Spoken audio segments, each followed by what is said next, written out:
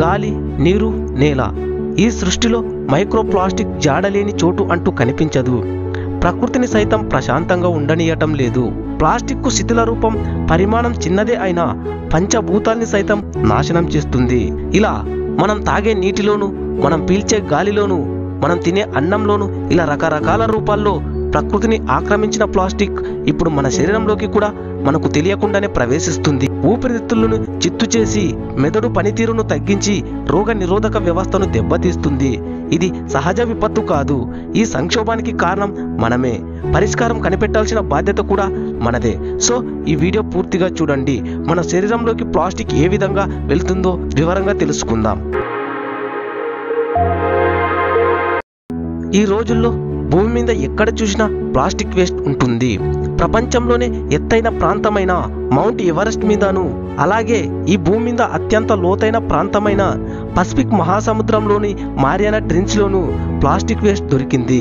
అంతలా మన భూమి మీద ప్లాస్టిక్ కాలుష్యం విపరీతంగా పెరిగిపోయింది. అంతేకాదు, రీసెంట్గా శాస్త్రవేత్తలు మనిషి బ్లడ్లో కూడా మైక్రోప్లాస్టిక్ పార్టికల్స్ ఉన్నట్లు గుర్తించారు. అది ఎలా అంటే, హెల్దీగా ఉన్న 22 మంది బ్లడ్ని టెస్ట్ చేస్తే వారిలో 17 మంది బ్లడ్లో ఈ మైక్రోప్లాస్టిక్ ఉందని తేల్చారు. అంటే మొత్తంగా తీసుకుంటే 77% మంది బ్లడ్లో ప్లాస్టిక్ పార్టికల్స్ ఉన్నట్లు తేలింది. ఇవి సుమారుగా 700 నానోమీటర్ల సైజులో ఉన్నాయట. అంటే మన కంటికి కూడా కనిపించని చిన్న సైజు అన్నమాట. వీటిలో 50% వాటర్ బాటిల్స్ యూజ్ చేయడం వల్ల పెట్ ప్లాస్టిక్, 36% ఫుడ్ ప్యాకేజింగ్ బాక్స్లో యూజ్ చేసే పాలిస్టైరైన్ మరియు 23% గ్రోసరీ అండ్ గార్బేజ్ బాక్సుల్లో యూజ్ చేసే పాలిథిలిన్ ఉన్నట్లు గుర్తించారు.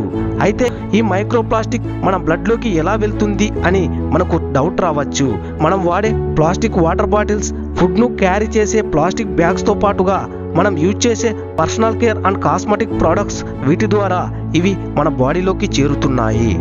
అంతేకాదు, కొంతమంది పసిపిల్లలకు పట్టించే పాలను వేడి చేసి ప్లాస్టిక్ బాటిల్లో పట్టించడం వల్ల ఆ ప్లాస్టిక్ బాటిల్ ఆ వేడికి రోజు ఇంతింత కరిగి తమకు తెలియకుండానే తమ బిడ్డలకు గుక్కెడు ప్లాస్టిక్ను కూడా పట్టిస్తున్నారు.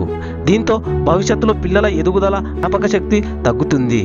ఇలా మన శరీరంలో బ్లడ్ ద్వారా ప్రయాణించి చివరికి ఏదో ఒక బాడీ పార్ట్లో చేరిపోతాయి. ఎవరైతే ప్లాస్టిక్ వారి డైలీ లైఫ్లో ఎక్కువగా వాడుతారో ఫ్యూచర్లో వారికి క్యాన్సర్ వచ్చే అవకాశం 50% కన్నా ఎక్కువ అని తేలింది.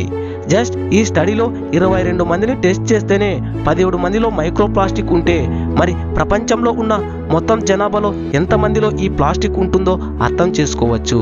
సో ఇది ఫ్రెండ్స్, సాధ్యమైనంత వరకు ప్లాస్టిక్ వాడకాన్ని తగ్గించడం మంచిది.